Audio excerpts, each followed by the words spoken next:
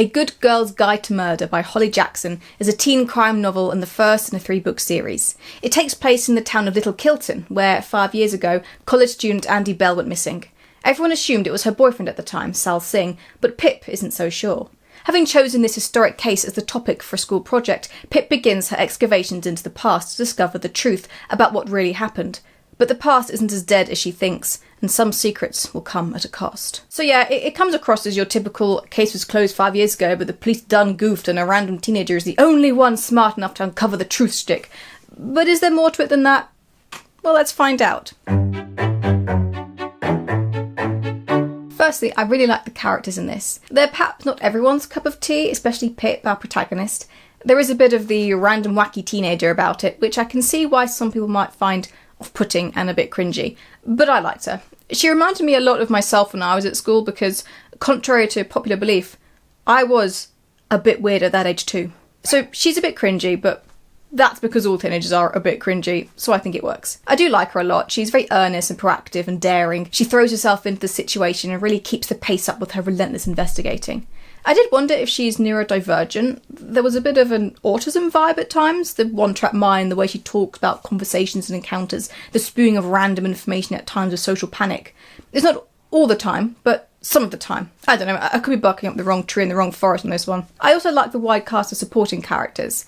There's something so relaxing about a book that doesn't shy away from close, affectionate relationships between family and friends without baggage or drama or ulterior motives. We have a stepdad and stepbrother whom Pip views and treats as if they were her blood relatives. Cara and Lauren are good as Pip's best friends. I didn't care too much for the 3 boys in the friendship group, but they're only in one scene, so yeah. And I really like Ravi, which is handy because he's basically the other main character. He's in it a lot and he plays off of Pip really well. Again, if you're not into teenage cringe, then you'll find it cringe, but I thought their interactions were sweet and fun. I think it was a good mystery. It seemed like it all worked well enough and made sense. You do have to give some concessions being a teen book, but I think it was strong enough to hold together. And whilst I did work out the first part of the solution fairly early on, it wasn't like, oh, it's so obvious how thick are these characters, because there are plenty of possible suspects. This is a lot more like an Agatha Christie, where several characters have secrets and several have good reasons for wanting to get rid of the victim, as opposed to a lot of other murder mysteries I've seen more recently, where there hasn't been very much by way of red herrings at all. Pip is obviously at a disadvantage compared to other murder mystery protagonists, in that she is a school student, and not a detective. But I do think there was a certain creativity in the way she obtained information. From investigating due procedure to follow the police's footsteps in their initial investigation, tracking down old interviews and transcripts open to the public, and using the fact that she's working on a school project to get interviews with journalists and the such, all made sense. There are some underhanded techniques too. She pretends to be a BBC journalist to get information about certain events, and pretends to be someone else to get one of Andy's old friends to talk to her. Would these have worked in real life? Maybe, maybe not, depending on the gullibility of the person asked.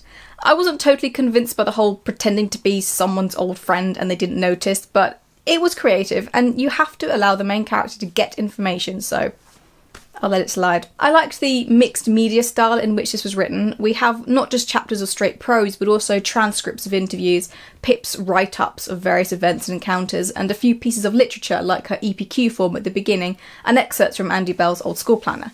It just gives the book a bit more texture. There is a small romance in this, which I enjoyed because of course I did. Did I want more? Yes, but that's a personal preference. The romance is very much on the back burner in this because there's a murder to solve, so I can understand that. Also, small note, I really like the fact this was set in England. I've read things set in American schools and have had no clue what was going on because, quite frankly, American school systems are completely whack. I felt very at home here, which I appreciated. Thank you. I think another edit would have been useful. There were a couple of grammar issues, an incorrect semicolon and a few missing commas and likely other small mistakes too. A few sentences were worded a tad awkwardly, and there were a lot of fragmented sentences which seemed at odds with the very intelligent, sight-set and Oxbridge main character. I know it's meant to be written in this laid-back conversational tone, and for the most part it's fine. Just maybe another edit needed. I will concede that a lot of suspects, including some quite dangerous people, are a little too forthcoming with information. A teenager manages to outsmart and blackmail a drug dealer and confront would-be murderers, and is it a little unbelievable? Yes, But as I said before, it's a teen book. You have to give concessions. You have to allow her access to the information and push the plot along, even if that means a few things come across as a bit too easily given. I don't think it's given to her with no work at all, as some people have claimed. I do think she worked for the information she gathers, so I think it's fine, but I get why it would bug other people. Also, I suppose, is it a bit convenient that the police close the original case too quickly to the point that they miss a ton of clues and evidence?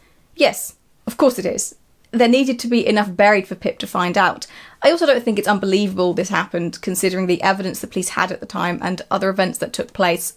I can see how it happened. I've also just finished binge-watching Line of Duty and can absolutely believe that some detectives would take the easy close, if it was enough to prosecute anyway. In conclusion, I liked it. Was it perfect? No, I suppose not. But what is? Is it the most beautifully written book in the world? No, of course it isn't. But it isn't meant to be high literature, so why treat it as such? Would I recommend it? Yes, I think so, depending on your tolerance for teen shenanigans. I get why some might find it cringy. It's a bit OMG, random raw XD lol, but I personally felt a kinship with the main character, so I liked it. Also, adults aren't really the target market. I do think some adults would enjoy it. After all, a lot of adults actively read teen and YA fiction for all sorts of reasons. Easier to read, safer topics, less likely to come across explicit sex scenes or violence if that isn't your jam. At the end of the day, this is for teenagers, and I think it's pretty good considering. We had a copy of this at the school library I used to work at, and it was popular. The main character's 18 or so, but I think younger teens would enjoy this too. I'd go as young as 13. I mean, yes, it has references to some pretty dark stuff, there's drugs, violence, sexual assault, etc., but it's not gory, and it's not explicit. There's a little bit of swearing, but it's not a huge amount, and certainly no worse than what younger kids hear at school all the time.